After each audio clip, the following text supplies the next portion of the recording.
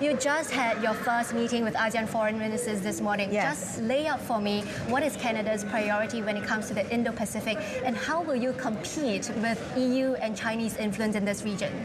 We are a Pacific nation ourselves, and I am here, the Carney government's first visit to the Indo-Pacific, my first visit to the Indo-Pacific, to stress the importance of multilateralism. Multilateralism in trade and economic matters in particular. We need to ensure that we are building resilient supply chains, that we are diversifying, and we are establishing those trade relationships.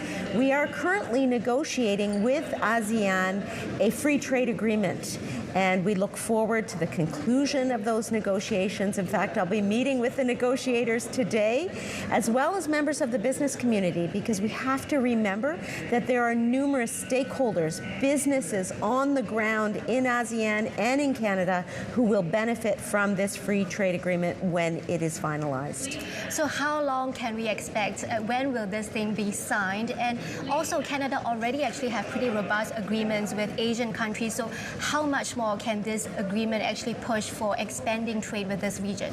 You are exactly right. We have trade agreements that are very versatile and very robust with multiple regions and countries throughout the world. In fact, we're the only G7 country that has a free trade agreement with every other G7 country. But given the stress in the global economic environment, it is necessary for us to do more. And that is why this free trade agreement between Canada and ASEAN is so very important. We will be continuing to work with alacrity to finalize the text of that free trade agreement to ensure that those resilient supply chains for the benefit of business and other stakeholders continues to occur. So what's the timeline for that? Timeline is as soon as possible, and I also want to make sure that that continues. But we didn't just talk about trade. We also talked about food security, energy security, and digital and AI sharing. And on the issue of energy security and natural resources, let me just say that Canada is a powerhouse in the area of energy and critical minerals, and indeed the second shipment of LNG has left Canadian shores on the coast of British Columbia, and it was Petronas, a company that I'm going to be meeting with, that was leading that charge.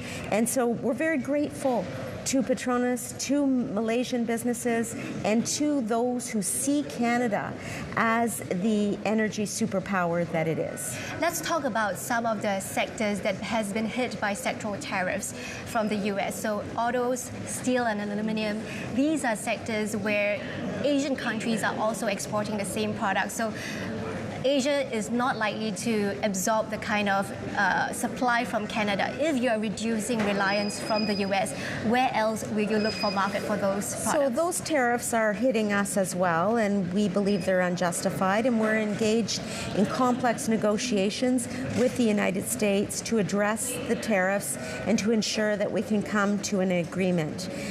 On the subject of ASEAN countries and Canada, what we want to do is to continue to support multilateralism, to continue to show the world that as there is global stress in the geostrategic environment, Canada is a partner that will always show up to open the doors to trade, to open the doors to free trade, to open the doors to multilateralism.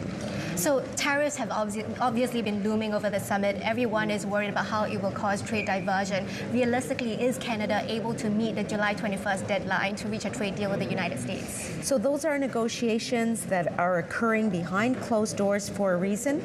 They are complex, they're intricate, they involve multiple sectors, and we have a long-standing history with the United States. We have the longest undefended border in the world along the 49th parallel. $300 billion of trade passes through our borders every single day. This means that we must ensure an agreement is reached to address the needs of Canadian workers, Canadian businesses, and the Canadian population at large. But that is something that is being worked on as we speak. Okay, your party actually campaigned on keeping elbows out and making Americans feel the pain. Why does it seem like Mark Carney actually seems less reluctant, more reluctant actually, to retaliate against Trump's policy so far? Well, you have to remember that we do have counter tariffs in place, and we are ensuring that we're putting our best foot forward for Canada, for Canadian industry and Canadian workers. That means having supports at home for workers and industry where needed. At the same time, we need to make sure that the best deal is reached for Canada and for Canadians. And that's exactly what Minister LeBlanc and Ambassador Hillman are doing right now at the negotiating table. You talk about the first and second shipments of LNG to Asia. Will you be looking at expanding new markets for LNG and also increasing supply to the EU over the longer term? Critical minerals, natural resources, and energy overall are Canada's superpower. And we are continuing to leverage our competitive advantage wherever possible. In fact, we signed a security and defense agreement with the EU recently. We are working on a free trade agreement with the ASEAN. So we are spreading our wings broadly to ensure that we are leveraging our competitive advantage, and we are making sure that we diversify. Diversification for an economy like Canada is the most important economic tool because we are a trading nation and we will always be committed to multilateralism.